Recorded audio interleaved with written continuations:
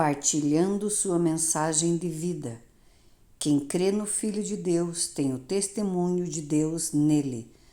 Livro de 1 João, capítulo 5, versículo 10. A vida de vocês ecoa a palavra do Senhor. As notícias sobre sua fé em Deus são conhecidas. Já não temos mais nada a dizer. Vocês são a mensagem. Livro de 1 Tessalonicenses, capítulo 1, versículo 8. Deus lhe deu uma mensagem de vida para compartilhar. Quando você se tornou cristão, tornou-se também mensageiro de Deus. Ele quer falar ao mundo usando você. Paulo disse: falamos a verdade diante de Deus como mensageiros de Deus. Você pode sentir que não tem nada para compartilhar, mas isso é apenas o diabo tentando mantê-lo em silêncio. Você possui um tesouro de experiências que Deus deseja usar a fim de trazer outras pessoas para a família da fé. A Bíblia diz: quem crê no Filho de Deus tem em si mesmo o testemunho de Deus. Essa mensagem de vida está dividida em 4 partes. Seu testemunho, a história de como você iniciou seu relacionamento com Jesus. Suas lições de vida, as mais importantes lições que Deus lhe ensinou.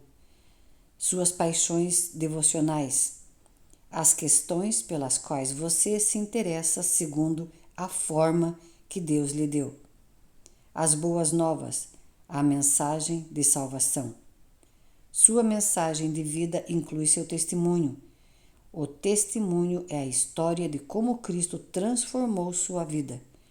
Pedro nos diz que fomos escolhidos por Deus para fazer sua obra e falar por ele, a fim de dizer aos que estão nas trevas ou na luz a diferença que ele fez para vocês. Essa é a essência do testemunho. Simplesmente compartilhar as experiências pessoais no que diz respeito ao Senhor. Em um tribunal, não se espera que a testemunha debata o caso, comprove a verdade ou insista em determinado veredito. Esse é o trabalho dos advogados. A testemunha simplesmente conta o que lhe aconteceu ou o que viu. Jesus disse: vocês serão minhas testemunhas, e não, vocês serão meus advogados. Ele quer que você conte sua história aos não-cristãos. Dar testemunho é uma das principais tarefas de sua missão neste mundo, porque é algo único. Não há outra história exatamente igual à sua, então somente você pode contá-la. Se deixar de compartilhá-la, ela perderá sua importância. Você pode não ser um mestre da Bíblia, mas é uma autoridade quando se trata de sua vida, até porque é difícil argumentar com a experiência pessoal. Na verdade, seu testemunho pessoal é mais eficaz que um sermão, porque os não cristãos veem os pastores como vendedores profissionais, mas veem você como um cliente satisfeito. Logo, vão lhe dar mais credibilidade. É mais fácil relatar histórias pessoais que explicar princípios, e as pessoas gostam de ouvi-las. As histórias captam a atenção e ficam em nossa memória por mais tempo.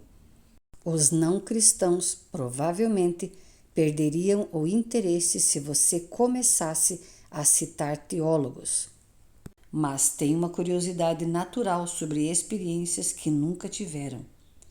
Histórias compartilhadas criam uma ponte de relacionamento pela qual Jesus pode atravessar do seu coração para o delas.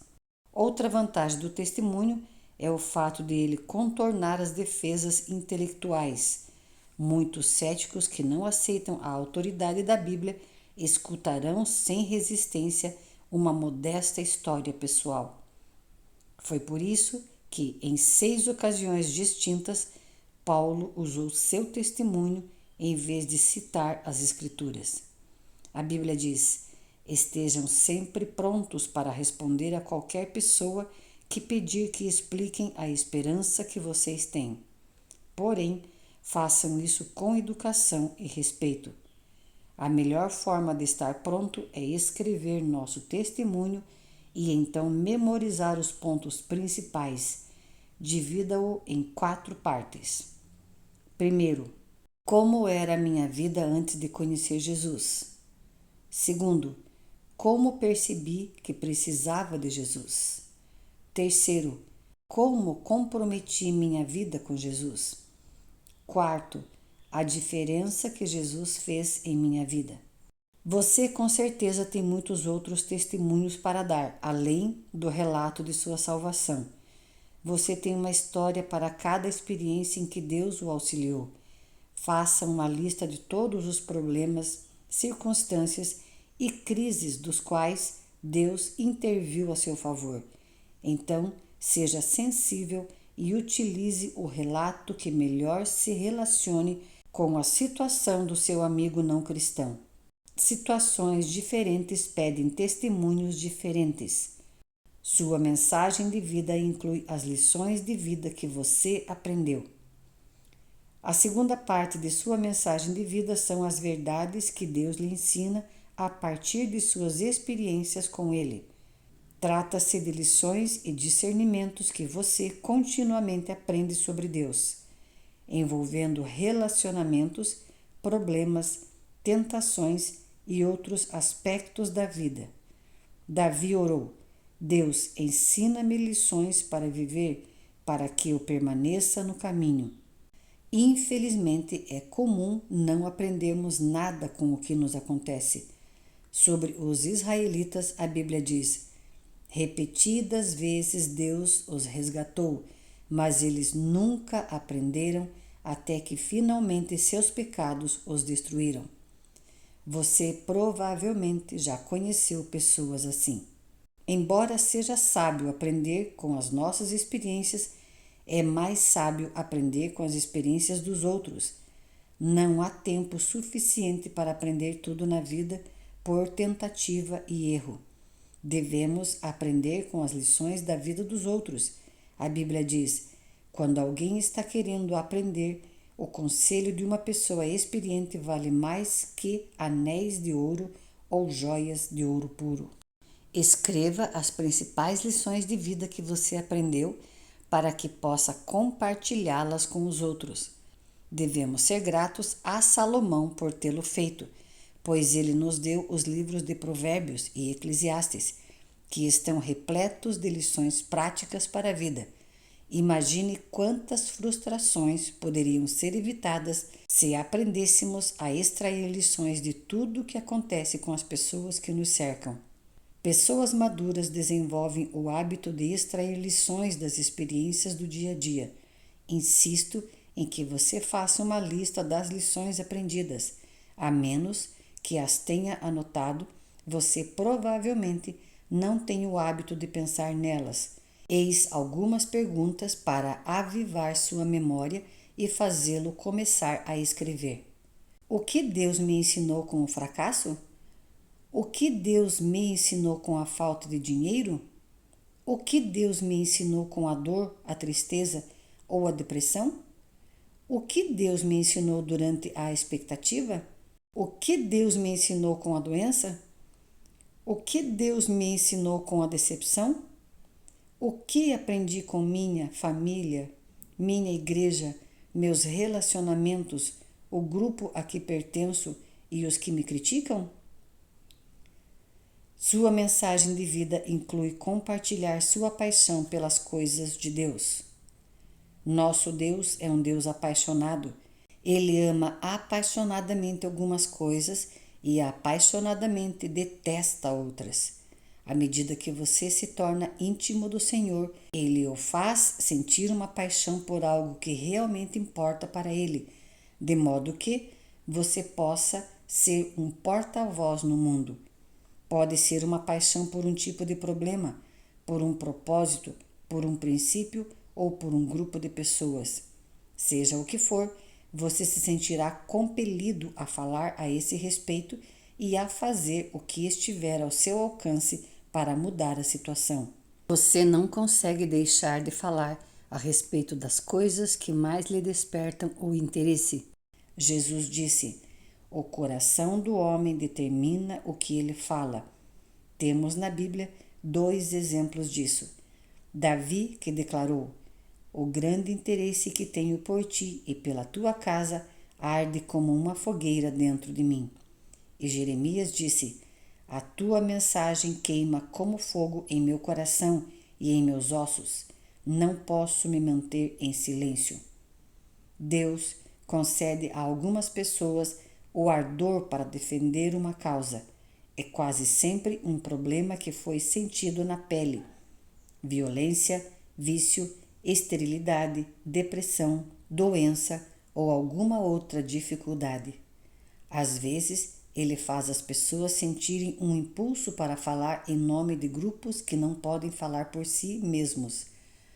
Os que ainda não nasceram, os perseguidos, os pobres, os encarcerados, os maltratados, os desfavorecidos e os que não tiveram direito à justiça. A Bíblia está cheia de orientações para defendermos os indefesos. Deus usa pessoas apaixonadas para promover o reino. Ele poderá fazê-lo apaixonar-se pelo trabalho de implantar igrejas, fortalecer famílias, financiar traduções da Bíblia ou treinar líderes cristãos. Você pode ter recebido de Deus a paixão por alcançar determinado grupo de pessoas com o Evangelho, homens de negócios, adolescentes, estudantes, estrangeiros, jovens, mães ou aqueles que praticam determinado esporte ou lazer. Se você pedir a Deus, Ele fará seu coração arder por algum país ou por algum grupo étnico específico que precise desesperadamente de um vigoroso testemunho cristão.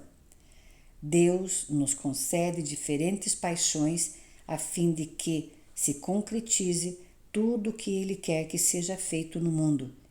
Você não deve esperar que alguém se entusiasme por sua paixão. Em vez disso, devemos ouvir e valorizar as mensagens de vida uns dos outros, porque ninguém tem tudo para dizer. Jamais menospreze a paixão que Deus concede a outra pessoa. A Bíblia diz: é bom sempre ser zeloso pelo bem e não apenas quando estou presente. Sua mensagem de vida inclui as boas novas. O que são as boas novas? As boas novas revelam como Deus justificou a humanidade. Isso tem seu início e seu fim mediante a fé. Deus estava em Cristo, reconciliando o mundo consigo mesmo, não levando mais em consideração o pecado das pessoas contra Ele. Essa é a maravilhosa mensagem que Ele nos deu para anunciar aos outros. As boas novas consistem nisso. Quando confiamos na graça de Deus para nos salvar, pelo que foi realizado por Jesus, nossos pecados são perdoados, passamos a ter um propósito para viver e nos é prometido um futuro lar no céu. Existem centenas de ótimos livros que ensinam a pregar as boas novas, mas nem todo o treinamento do mundo vai motivá-lo a testemunhar de Cristo enquanto você não tiver assimilado as 8 convicções expressas no capítulo anterior. O mais importante é que você aprenda a amar os perdidos tal como Deus os ama. Deus nunca criou uma pessoa por quem não sentisse amor. Todos são importantes para Ele. Quando Jesus estendeu os braços na cruz, Ele estava dizendo: eis o tanto que os amo. A Bíblia diz: o amor de Cristo nos constrange, porque estamos convencidos de que um morreu por todos. Sempre que você se sentir apático sobre sua missão no mundo, passe algum tempo pensando no que Jesus fez por você na cruz. Você deve se preocupar com os que ainda não creem, porque Deus se preocupa. O amor não lhe dá outra escolha. A Bíblia diz: no amor não há medo. O amor que é totalmente verdadeiro afasta o medo. Um pai se lançaria para dentro de um prédio em chamas a fim de salvar o filho, porque o amor por aquele filho é maior que o medo. Se você tem medo de compartilhar o Evangelho de Deus com aqueles que estão ao seu redor, peça a Deus que encha seu coração de amor por essas pessoas. A Bíblia diz: Deus não quer que ninguém se perca, mas que todas as pessoas mudem seu coração e sua vida. Sempre que encontrar alguém que não conhece Jesus, você precisa começar a orar por ele, servindo-o em amor e compartilhando as boas novas. E, enquanto existir uma única pessoa em sua comunidade que não faça parte da família de Deus, sua igreja precisa insistir em buscá-lo. A igreja que não quer crescer está dizendo ao mundo: vocês podem ir para o inferno. O que você está disposto a fazer para que as pessoas que você conhece possam ir para o céu? Convide-as para a igreja ou para participar do seu grupo. Conte sua história. Presenteie-as com este livro. Leve-as para jantar. Ore por elas diariamente até que sejam salvas. Seu campo missionário está ao seu redor. Não perca as oportunidades que Deus está lhe dando. A Bíblia diz: aproveitem o máximo das suas oportunidades para contar a boa nova aos outros. Sejam sábios em todos os seus contatos com eles. Alguém irá para o céu por sua causa? Será que alguém no céu poderá lhe dizer: eu gostaria de lhe agradecer? Eu estou aqui porque você se importou o suficiente para me falar do Evangelho. Imagine a alegria de encontrar no céu pessoas que você ajudou a chegar lá. A salvação eterna de uma única alma é mais importante que tudo o que mais que você possa conseguir na vida. Somente as pessoas vão viver para sempre. Neste livro aprendemos os 5 propósitos de Deus para a nossa vida aqui. Ele nos fez para que fôssemos membros de sua família, exemplos de seu caráter, exaltadores da sua glória, ministros da sua graça e mensageiros do Evangelho. Desses 5 propósitos, o 5º pode ser realizado somente neste mundo. Continuaremos a exercer os outros 4 na eternidade de uma forma ou de outra. Por isso é tão importante propagarmos as boas novas. E temos um tempo curto para compartilhar nossa mensagem de vida e cumprir nossa missão. 37º dia. Pensando sobre meu propósito de vida. Um tema para reflexão. Deus quer dizer algo ao mundo por meu intermédio. Um versículo para memorizar. Estejam sempre prontos para responder a qualquer pessoa que pedir que expliquem a esperança que vocês têm. Porém, façam isso com educação e respeito. 1 Pedro, capítulo 3, versículo 15. Uma pergunta para meditar. Olhando para a minha história pessoal, com quem Deus gostaria que eu a compartilhasse?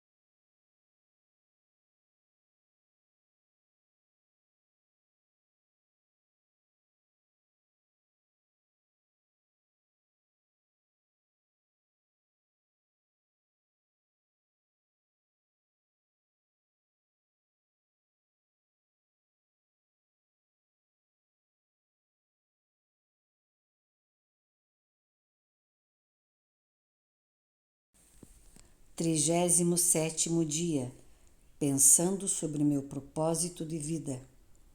Um tema para reflexão. Deus quer dizer algo ao mundo por meu intermédio. Um versículo para memorizar. Estejam sempre prontos para responder a qualquer pessoa que pedir que expliquem a esperança que vocês têm. Porém, façam isso com educação e respeito. Livro de 1 a Pedro, capítulo 3, versículo 15. Uma pergunta para meditar. Olhando para minha história pessoal, com quem Deus gostaria que eu a compartilhasse?